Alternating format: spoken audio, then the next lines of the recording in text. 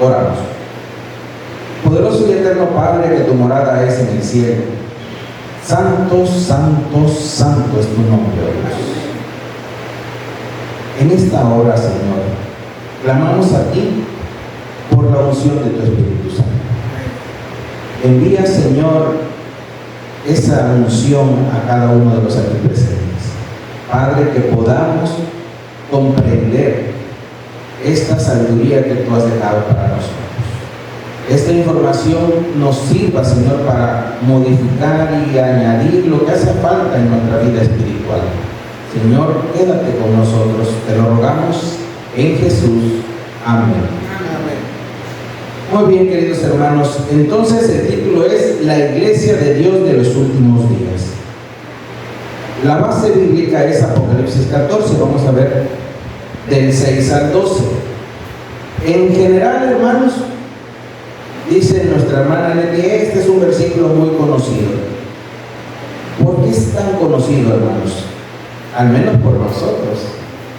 A ver, vamos a empezar con una participación de ustedes. A ver quién me apoya. ¿Por qué es tan conocido por nosotros Apocalipsis 14, 6 al 12, que es el mensaje de los ángeles?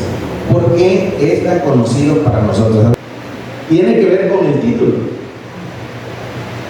Porque es la iglesia de Dios de los últimos días. Esto es lo que marca esa cita bíblica.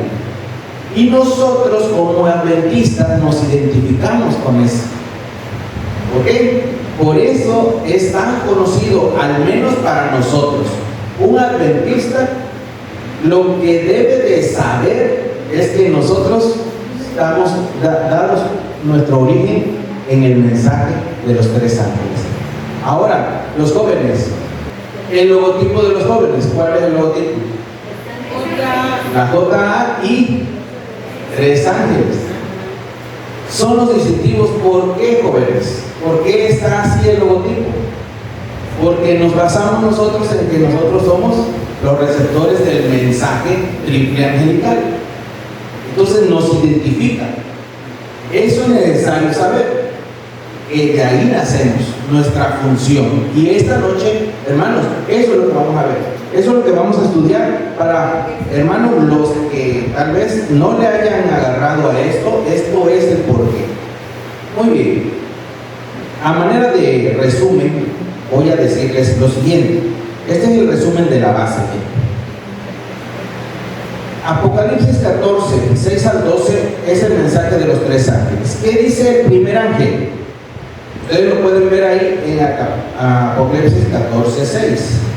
El primer ángel dice: vi volar por el medio del cielo a otro ángel que tenía que el evangelio eterno. Entonces, primer ángel tiene el evangelio eterno. ¿Para qué? Para predicarlo. ¿Okay? Ese es el primer ángel. De ahí viene el segundo ángel. Dice: vi otro ángel volar. Y ese decía: ha caído Babilonia. ¿Y el por qué? ¿Por qué cayó Babilonia? Dice el texto. Dice: porque ha dado de beber del vino del furor, de la ira de Dios. Es decir, Babilonia es esta forma de atacar a Dios, la imagen de Dios. No adores directamente a Dios. Por ejemplo, el mandamiento dice: un solo, no tendrás dioses ajenos delante de mí, ¿no? Y esta otra corriente te dice: no importa, puedes tener a San Judas, a San Pedro, a San Tomás, a Santo que tú quieras. Ok, ¿qué te está diciendo esto? Ahí está haciendo que caigas y tomes del cáliz de la ira, porque ¿qué dice Jehová? Yo solo soy Dios y no quiero que adores a quién, dioses ajenos delante de mí. Entonces, quien te hace así, ¿a quién le está atacando? A Dios. Y entonces dice: ha caído Babilonia porque ha hecho beber del vino de la ira. ¿Sí? En otras palabras, te amarró navajas con Dios, porque te dijo: no pasa nada, como la serpiente le dijo a Eva, no morirás. Así. Y ahí vemos el engaño nuevamente, Satanás. ¿Por qué entonces ha caído Babilonia? Porque se prestó a eso. Segundo ángel. Vamos con el tercer ángel. ¿Qué dice el tercer ángel? Y si alguno adora a la bestia. ¿Ok? Ahí a quién le está hablando. ¿A quién? A los que todavía no han caído. Pero como la acechanza está permanente, el tercer ángel dice, como dice, y si alguno adora a la bestia. Es decir, primero dijimos que Babilonia hace que otros adoren, que otros transgredan. Y el tercer ángel dice, y si alguno adora a la bestia. ¿A qué se refiere? Se refiere a los que todavía no han caído, pero que pueden ser envueltos, ¿no? Entonces, ahí te está hablando el tercer ángel de la advertencia que si tú participas, dice, también serás, dice, como partícipe, dice, de la ira de Dios. Dice, el que adore la bestia o recibas la marca. Entonces, ese es, dice, también caerá. Entonces, ese es el tercer mensaje. Finalmente, el versículo 12 dice, aquí está la paciencia de los santos, los que guardan los mandamientos de Dios y tienen ¿qué? La fe de Jesús. Dos cosas: guardar los mandamientos de Dios y regresa. Esto nos hace regresar al punto de origen, la adoración. ¿Cómo dicen los mandamientos que debemos de adorar? No tendrás dioses ajenos delante de mí, no te harás imágenes, o sea, los mandamientos de Dios. Entonces, los que guardan, dice, son la paciencia de los santos y tienen la fe de Jesús. Es decir, fíjense, hermanos, a veces es confuso en los temas, pero la palabra de Dios dice palabras clave: la fe de Jesús. Si yo dijera la fe de Iris, ¿a qué me estaría refiriendo? La fe de Iris. Si yo, a su tipo de fe. Si yo dijera, ¿y la fe de Faustino? ¿A qué me estoy refiriendo?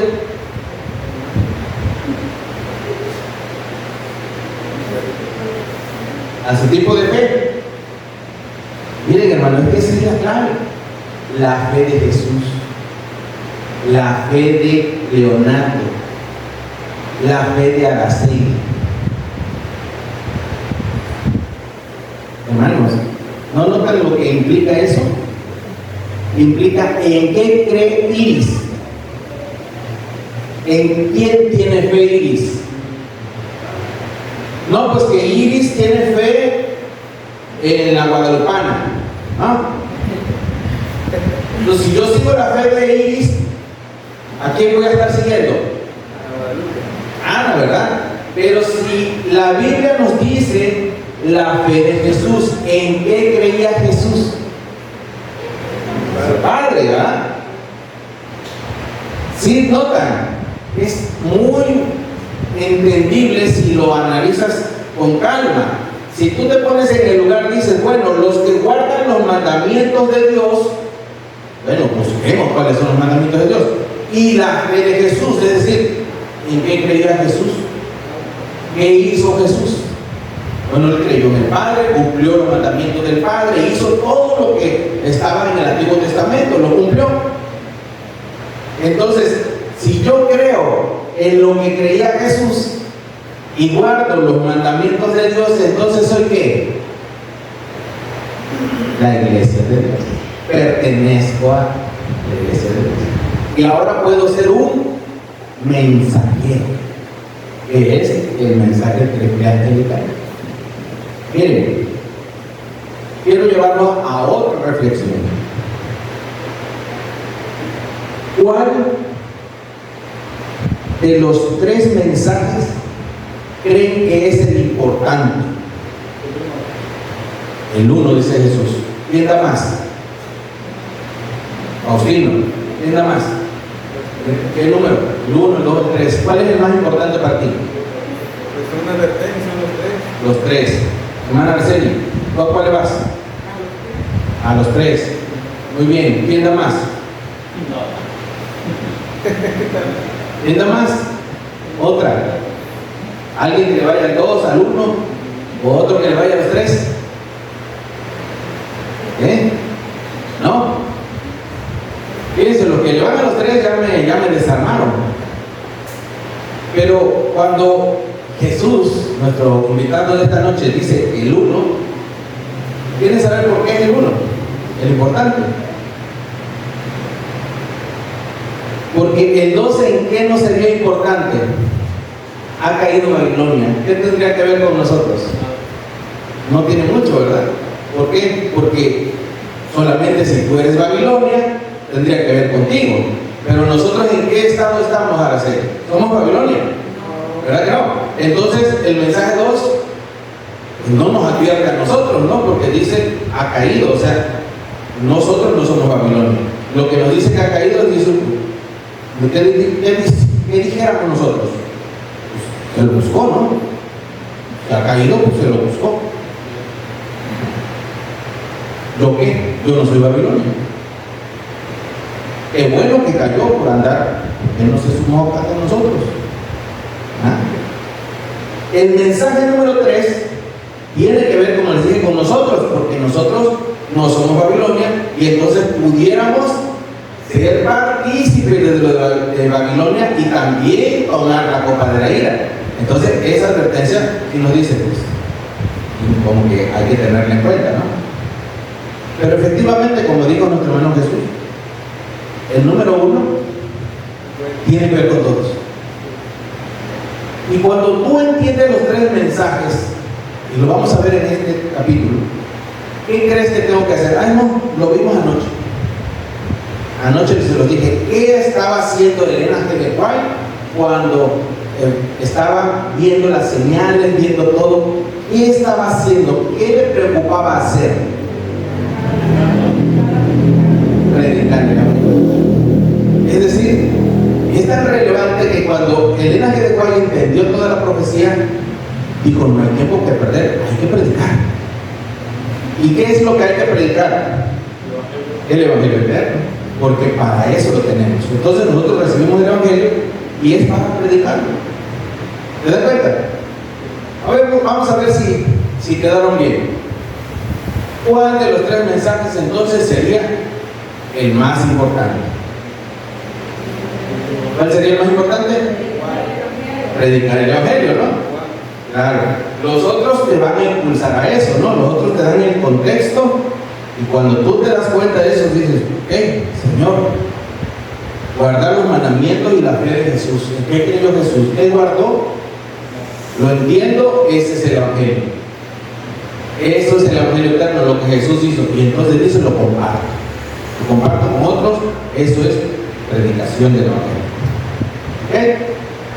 Eso te va a identificar como iglesia de Dios de los últimos días. Así que miren, hermanos, con esto deberíamos de quedar ya un poquito claros y nos podemos retirar ya a descansar. ¿Sí? Eso debería ser. Pero vamos a ver cómo lo describe Elena G. de White, y para eso sí, agárrense de sus asientos porque miren lo que dice. La siguiente, por favor. Les voy a decir que este capítulo tiene el doble de subtemas que los de ayer y antier. El de ayer y antier tenía 13 subtemas. Este tiene 23 subtemas. Por eso es que les dije que terminé hasta la 1 de la tarde de prepararlo, porque ¿cómo concentras todo eso para un tema de 30 minutos? Complicadísimo. Pero bueno, vamos a hacer la lucha. Miren. Primer punto. El pueblo de Dios guarda sus mandamientos. Es el primer tema. Es decir, la iglesia de Dios de los últimos días se va a identificar Por la primera cosa, que guarda los mandamientos. Apocalipsis 14:12. ¿Ok? 2. Tienen el testimonio de Jesús. ¿Qué es tener el testimonio de Jesús? ¿Qué es tener el testimonio de Jesús? El testimonio de Jesús es aceptar. Cristo vino, Cristo murió, o sea, es un testimonio. Y como tal, tú atestiguas de que eso es cierto, es lo que tú crees. Entonces tú tienes el testimonio de Jesús. Lo tienes en tu vida porque lo aceptaste. Tienen el testimonio de Jesús. Número 3. Sus doctrinas bíblicas son peculiares. Ahí vamos a entrar ya en doctrinas. 4. La misión distintiva de los adventistas. ¿Cuál es la misión del adventista? 5. Razones de la organización de la iglesia. 6. La organización siempre será esencial. 7. La autoridad especial de la iglesia de Dios. 8. Un tiempo de debilidad y ceguera espirituales. 9. Abuso de poder en la sede central de la iglesia. 10. Los dirigentes imprudentes no hablan por Dios. 11. No se necesita una nueva denominación. 12. Dios pondrá todo en orden. 13. Es urgente una distribución de responsabilidades. 14. El Congreso de la Asociación General responde. En 1901 responde. 15. Se afirma la confianza en la organización de la Iglesia Adventista. 16. Una declaración de William White. 17. Todavía se necesita un reavivamiento espiritual. 18. La paciencia de Dios con su pueblo. 19. Dios trabaja con aquellos que le son fieles. 20.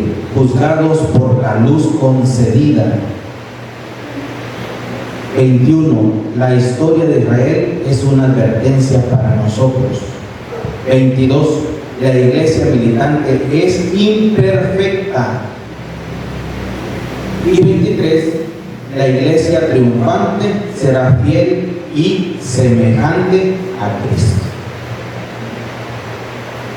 Vamos a ir viendo uno por uno, así que agárrense de sus sillas porque esto va largo. No es cierto, hermanos, sí los traigo todos, pero vamos a resumirlo. Está muy largo, hermanos.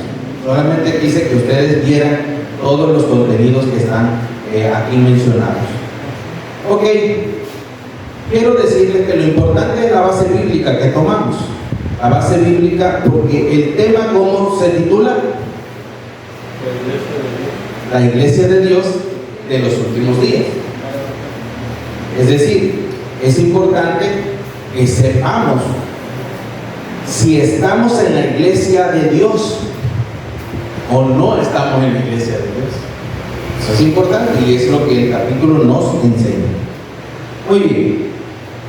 Voy a decirles que, bueno, los atributos ya los vimos: guardar los mandamientos y la fe de Jesús. Pero luego viene un punto que se llama la misión distintiva. La misión distintiva de la iglesia adventista dice: los adventistas del séptimo día han sido elegidos por Dios como un pueblo particular, separado del mundo, con el gran instrumento de la verdad. Miren, hermanos, esto es importante. ¿Cuál es la misión distintiva de la iglesia?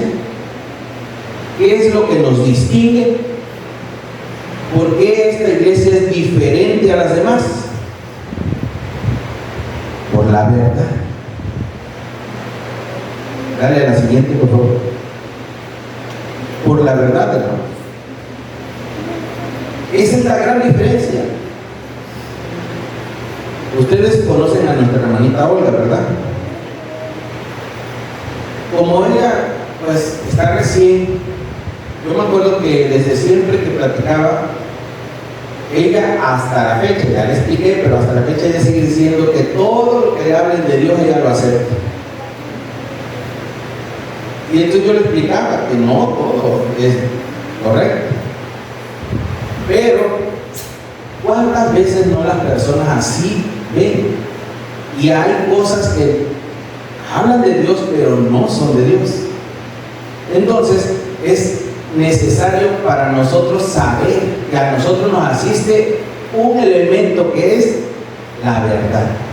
Nosotros tenemos una verdad que no es rebatible. Ejemplo, tenemos la verdad del sábado. Eso identifica. ¿Por qué? Porque hay muchas iglesias que te hablan de Dios, pero no aceptan la verdad del sábado. Entonces nosotros compartimos a Dios, pero con esas verdades, porque el sábado es el día de Dios. Entonces nos asiste una verdad. Luego, podemos dar otro, por ejemplo, la verdad sobre el estado de los muertos. Habrá gente de otras creencias que te dicen pues de Dios, pero en esa verdad de Dios que te pueden comentar, te dicen que tus muertos ya están en el cielo. Y la Biblia no dice así. ¿Se da cuenta? La iglesia adventista tiene esta cualidad que es la verdad bíblica. Nos apegamos a lo que dice la Biblia, ¿sí? Y empezamos obviamente a quitar lo que no es bíblico. Seguimos. Siguiente diapositiva. Miren, razones de la organización de la iglesia adventista. Bueno, la iglesia adventista nos cuenta aquí que se organiza porque crece demasiado. Entonces es indispensable para que el ministerio se pueda sostener. Y entonces es una razón por la que tenemos organizaciones. El capítulo cuenta que esta organización se da precisamente porque cuando la iglesia dice que se conforma, eran unos 3,000 miembros. Y pues ya eran bastantes, ya 3,000 ya eran algo, pero cuando crece a nivel que ahorita ya somos más de 20 millones, se iba viendo la necesidad de que no se podía. Cuenta Elena que por ejemplo había una misión en Australia y que la misión en Australia quería llevar a cabo algunas acciones como iglesia, pero ellos decían, estará de acuerdo como dice la iglesia, y entonces en esos tiempos mandaban una carta a Estados Unidos. Entonces Elena White dice, hay cosas que la iglesia no puede esperar a que se mande la carta desde Australia, llegue a Estados Unidos, si no hay inconveniente en el transporte, dice, y regrese la contestación de Estados Unidos hasta Australia para que apliquen algo. Es necesario organizarse. Entonces, como ha crecido la iglesia, tuvo que tomar esta situación. Pero todo eso fue una lucha, según lo que nos cuenta este capítulo del libro de los eventos de los últimos días. Entonces, ese es el motivo de la organización. Dice, la autoridad de la iglesia, bueno, la autoridad de la iglesia, ¿dónde dijimos que radica? En la verdad bíblica. Es decir, nosotros como iglesia, nuestra autoridad es lo que dice la Biblia. Nos apegamos a ello, y si algo o alguien predica que no está de acuerdo con la Biblia, nuestra iglesia no lo acepta, aunque sea de nuestra iglesia. Pero si no se apega a la Biblia, no es aceptado. Nuestro fe y mandato, y esa es la autoridad que tenemos. Un tiempo de debilidad y ceguera espirituales. Bueno, aquí hay una advertencia que hace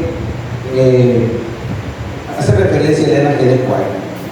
Dice, por tanto os digo que en el día del juicio será más tolerable el castigo a Tiro y a Sidón que para vosotras. Y tú, Capernaum, que eres levantada hasta el cielo, en el Hades serás abatida, porque si en Sodoma si hubieran hecho estos milagros que han sido hechos en ti, habrían permanecido hasta el día de hoy. Ese es un llamado. Dice, la iglesia se encuentra en el estado laodicense y entonces la presencia de Dios no está en su medio. Aquí es una llamada de atención. ¿Por qué, hermanos? Bueno, leyendo el capítulo hablamos de que había una disensión en la iglesia a esto que le digo, a la organización y a cómo llevar las riendas de la iglesia.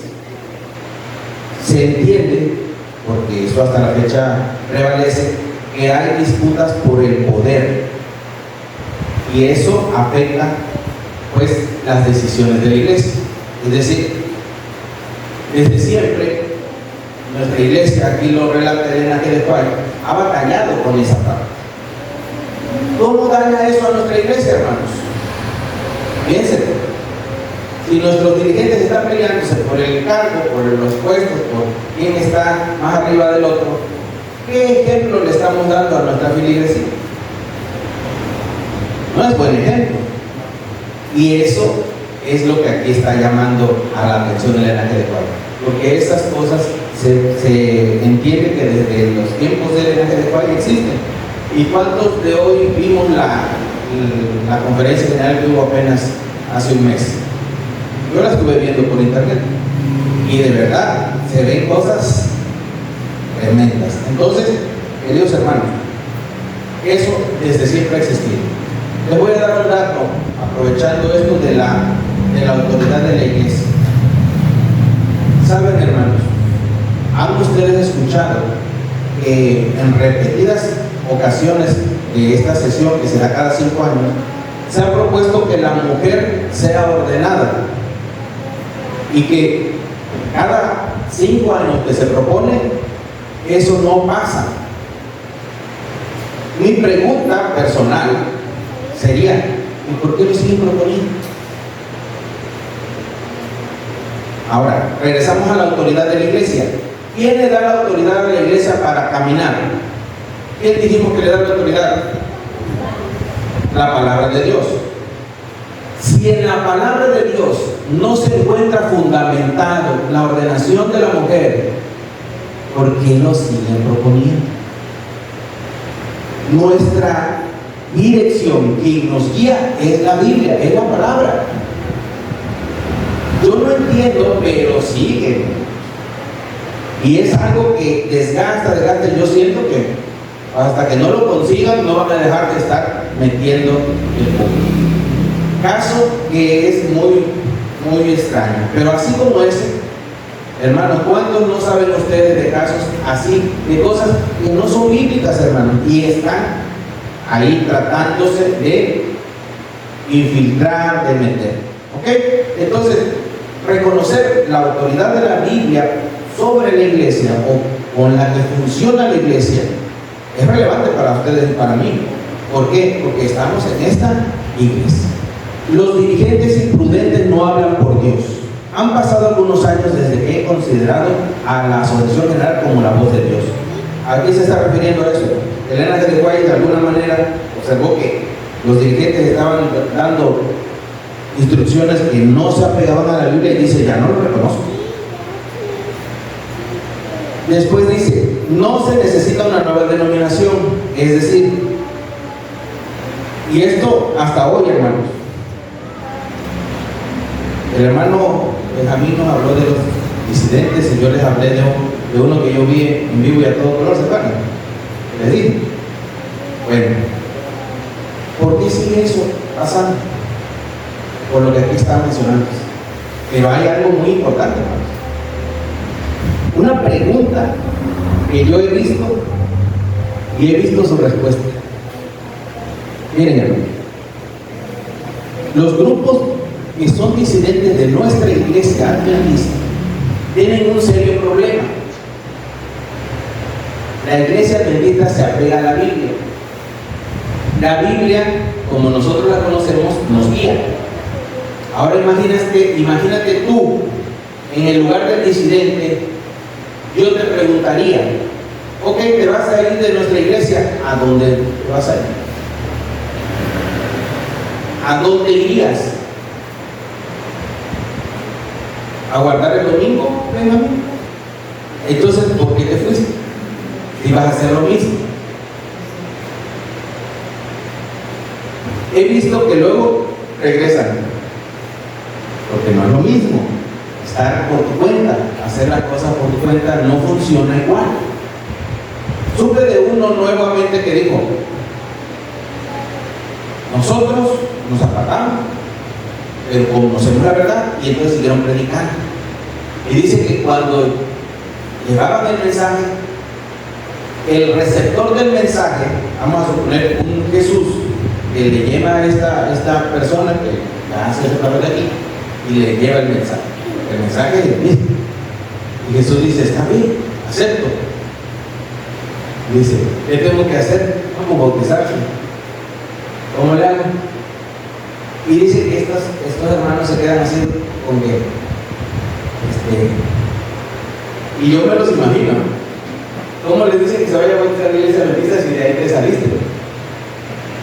Pero ya le llevaste el mensaje y la Biblia dice que tenemos que bautizarnos, y entonces la persona se quiere bautizar. ¿Y a dónde lo mandas? ¿A la católica? No, no lo mandas por una cuestión de ética. A ti que, si tú me dijeras a mí que ya no estás, pero me dices que el mensaje es válido, y yo te digo que me voy a bautizar, y tú me mandas a bautizar a la iglesia adventista, ¿sabes lo que yo te voy a decir? Porque tú no estás ahí. Lo primero que va a saltar a la vista es: bueno, me estás mandando para allá porque tú no estás ahí. Y ese es el conflicto, ¿se dan cuenta? ¿Por qué? Porque no va de acuerdo con lo que estás diciendo. Entonces, esa parte es reflexiva, pero sucede. Es decir, la pregunta es: desde el Elena G. de White hay grupos de disidentes, pero no se han consolidado. Y aquí el libro, el capítulo dice: y no saldrán, porque no es la voluntad de Dios. Imagínate desde cuándo están estos intentos, y se han formado, pero no prevalecen. No prevalecen. Y entonces nosotros entendemos lo que les acabo de explicar. Es decir, no puedes sacrificar la luz que ya tienes.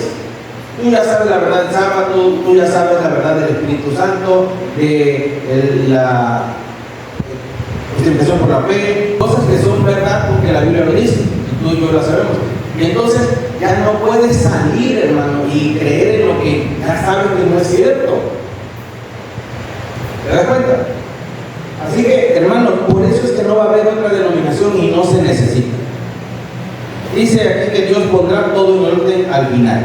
Bueno, muy bien, mis hermanos, vamos a pasar a la parte que sigue en cuanto a esta temática.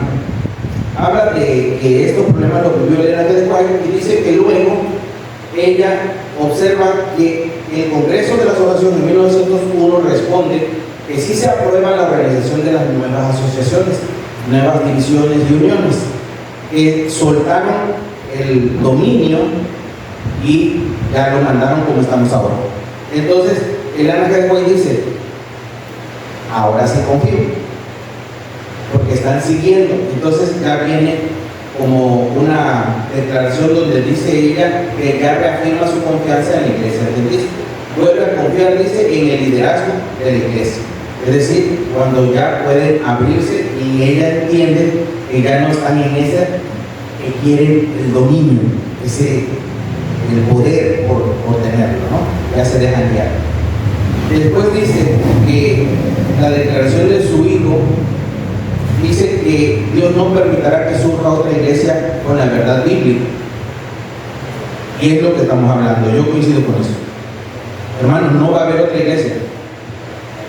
Quiero que les quede muy claro. Ahora les tengo que explicar.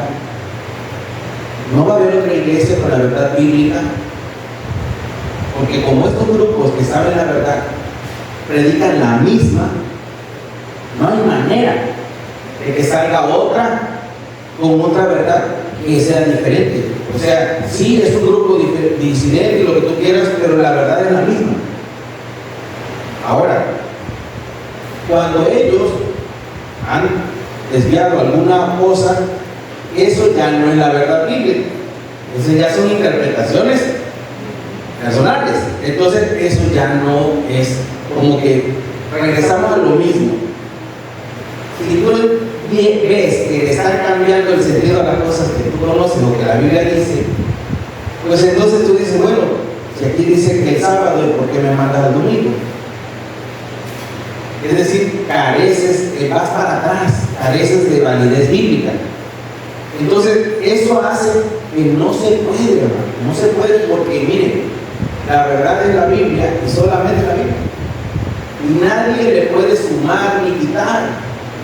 Entonces, no hay manera de que surja otra iglesia con un mensaje distinto.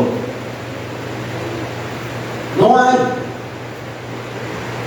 Si vamos a la Biblia, te va a decir lo mismo que dice la iglesia adventista. ¿Qué es lo que sí puede pasar? La iglesia adventista puede ir perdiendo algunos puntos o algunos objetivos. Vamos a suponer que de tanto que insisten en la ordenación de la mujer, lo aprueben. ¿Puede pasar eso, sí o no? Puede pasar, porque les decía yo, tanto que lo llevan y lo van a seguir llevando hasta que puedan meterlo. Eso puede pasar, es decir, la iglesia puede ir aceptando cosas que no debería, que no son bíblicas. Eso sí puede pasar. Pero, hermano, por eso es importante que nosotros conozcamos. Porque, bueno, la iglesia puede tomar esos errores, pero tú no vas a compartirte de ellos. ¿Sí? Por eso el mensaje del tercer ángel es, el tercero dice, y cualquiera que también participe, también recibirá el tormento, también recibirá el pago de la gloria. Entonces estamos advertidos. Puede pasar, claro que puede pasar, hermanos. Finalmente, la iglesia va a sufrir algo en el futuro que malinterpretan las personas con ideas distintas. Miren, la verdad bíblica nos habla de dos esquemas. Aquí lo tengo, creo que en la primera diapositiva. Dice que nosotros, según el Apocalipsis, se concentra dos grupos del pueblo de Dios: el visible, que es mi pueblo, y el que está en Babilonia. El que está en Babilonia se narra en el capítulo 18 de Apocalipsis. Es un pueblo de Dios que está en Babilonia. ¿Cómo les dice en el capítulo 18 Dios a ese pueblo? Les dice: salid de ella, pueblo mío. Es decir, hay hijos de Dios que están afuera. Entonces dice que la Biblia nos narra esos dos pueblos de Dios: el pueblo visible, el que guarda, el que conoce, el que está marchando bien, y otro al que se le refiere: salid de ella, pueblo mío. Es decir, también son llamados, también son pueblos de Dios, pero todavía están allá, a los que va el mensaje. Ahora, hermanos, en el tiempo que viene final, nosotros no vamos a prevalecer como denominación. Lo que estamos viendo de las señales, las persecuciones y las situaciones, quiere decir que cuando entre el poder que va a regir y que va a tratar de obligar a los justos a no guardar los mandamientos, a no mantenerse firmes, eso lo primero que van a hacer va a atacar a la denominación.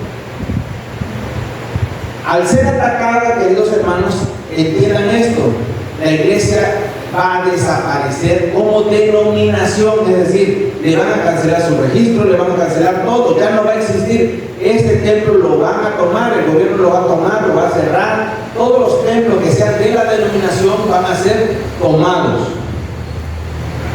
¿Ok? Eso infiere, hermanos, técnicamente que no vas a tener iglesia. Iglesia adventista no habrá denominacionalmente. Pero ¿qué crees que va a pasar con nosotros, Araceli?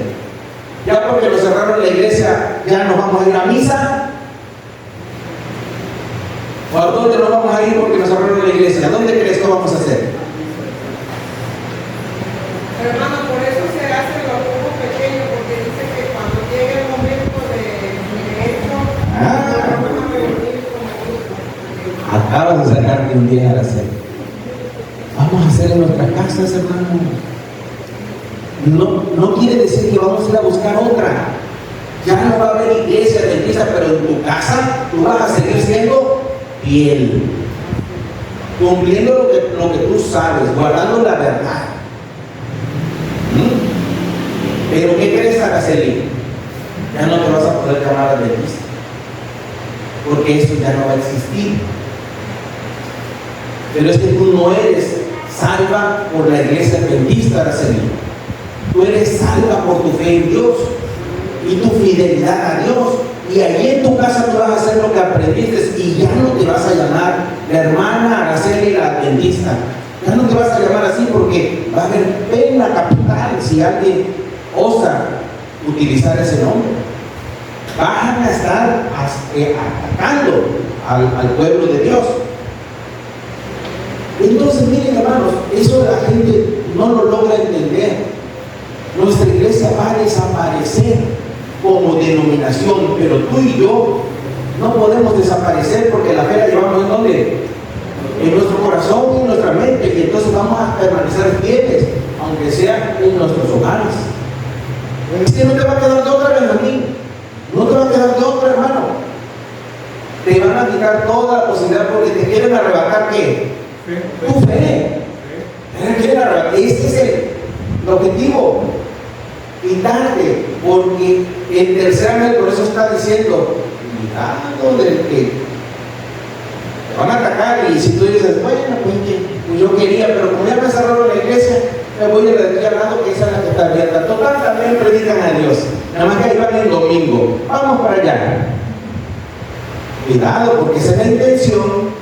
Y si tú lo haces, estarías incurriendo en el mensaje del tercer ángel. Y entonces vas a ser partícipe de qué? Del castigo de Babilonia. Pero, hermanos, nos confundimos. Yo cuántas veces lo escucho, hermano. Y yo nada más digo, ay, Señor, ilumínalos, porque están perdidos, hermanos.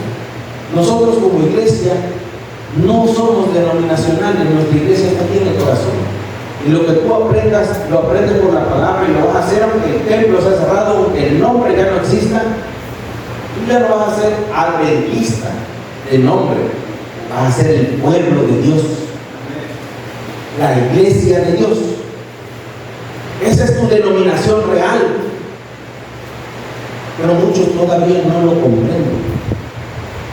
Todavía piensan que la iglesia es la que nos va a salvar. La iglesia nos ayuda a conocer la verdad, pero la que nos salva es la verdad que porta la iglesia. La iglesia adventista es portadora de la verdad, solamente portadora. No es dueña de la verdad tampoco, que no se confunda, hermanos. Nadie es dueño de la verdad la dio Dios para todos. Nosotros no somos dueños de la verdad, somos portadores de la verdad. ¿Y portarla qué significa? Portarla es darla. Mira, aquí la traigo. ¿Quieres conocer la verdad? Aquí está. ¿Quieres conocer la verdad? Continúa, aquí está. ¿Quieres conocer la verdad? Aquí está. Lucía, ¿quieres conocer la verdad? Mira, aquí está. Portadores de la verdad. ¿Qué van a estar los trucos? Van a salir, cada quien va a llevar su propio truco, Benjamín. Tal vez tú lo lleves ahí en tu máquina de cortar el pelo, ahí vas a algún peine, ahí lo vas a vivir. Cada quien, yo en mis contratos de seguro, ahí voy a poner camuflajeando, o sea, cada quien, el hermano Jesús lo va a poner en sus refacciones, en la cajita de las refacciones, va a tener ahí salmos y todo. Cada quien le va a buscar, el hermano Faustino lo va a poner en el asadón, en el mango del pico, de la pala, ahí va a poner Salmo 23, Salmo 91. Cada quien, hermano, va a buscar cómo va a mantener fresco refresco su conocimiento de la verdad. Así que, adelante Benjamín, vamos a seguir. Miren, vamos a ir con la parte final. Todavía se necesita un revivamiento espiritual. Miren, lo dijo Elena G. de Guaya en 1903. La paciencia de Dios con su pueblo ya la vimos anoche, segunda de Pedro 3:9. Por eso Él no ha venido, porque no tiene paciencia. 19. Dios trabaja con aquellos que le son fieles. Es decir, hay que hacer más acopio de la fidelidad. Juzgado por la luz concedida. Esta es importante, hermano. Muchas veces nosotros solemos criticar el que no cumple esto o aquello. Aquí está la clave. Vamos a ser juzgados por la luz concedida. Si tú no tenías esta luz y cometiste esa falla, no vas a ser juzgado por esa falla, porque no tenías la luz. Si tú tienes la luz y fallas, ahí vas a ser juzgado porque ya tenías la luz. Decimos otra vez lo que venimos hablando. La luz, nosotros tenemos la luz del sábado, la luz de la verdad, la luz de Dios, de Jesús, de su muerte, de la resurrección, la justificación por la fe. Tenemos la luz, esa luz.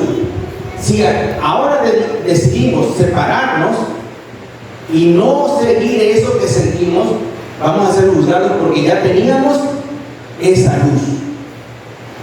Hermano, no se confundan. A veces nosotros nos damos a juzgar a otro. No hay que mirar al hermano Faustino, cómo viene a la iglesia casi en chanclas. Espérate. Si la luz ya la tiene, le va a ser juzgado. Pero si no tiene luz, no importa, no le va a ser juzgado, porque es conforme a la luz que haya recibido. ¿Te das cuenta? Cada cosa que nosotros vayamos a ser juzgados tiene que ver referentemente con que la luz de Dios ya te haya alumbrado. Si aún eso todavía no lo habías entendido y todo, por eso está la paciencia de Dios, porque te da tiempo que tú lo entiendas y entonces corrijas tu vida. Algo así como, hermano Jesús, como la gracia. ¿Te das cuenta? Hay una gracia allí implícita que nos da siempre y cuando se conjuguen estos asuntos. Es decir, no vas a ser juzgado por lo que no sabías. Cometiste el pecado y todo, sí, pero no sabías la verdad. No te es pecado. Pero ¿cómo nos encanta decir, el hermano, la hermana, mira la hermanita? No sabemos, hermano. Por eso Jesús dice, no juzguéis, para que no seáis juzgados. No tenemos por qué juzgar. Seguimos. La historia de Israel era una advertencia para nosotros. Ay, hermanos, esa está tan importante. ¿Saben de la historia de Israel? ¿Qué dijo? ¿Qué pasó con el pueblo de Israel? Se lo voy a decir en una palabra para no aburrirlo ya más. No aceptaron a Dios y lo crucificaron. Y se repite en nosotros cada que no aceptamos la verdad. Seguimos crucificando a nuestro Señor. Por eso dice la historia de Israel como ejemplo, para que no la repitamos. Es una advertencia como iglesia, como pueblo. Fíjate lo que hicieron los judíos. Fíjate cómo ellos, era su ley, y lo que ellos decían. Y Jesús les estaba mostrando que no era así, con la autoridad de Dios, y ellos, no, así tiene que ser. Y mejor lo matamos, porque si no nos va a echar a perder aquí el negocio que tenemos.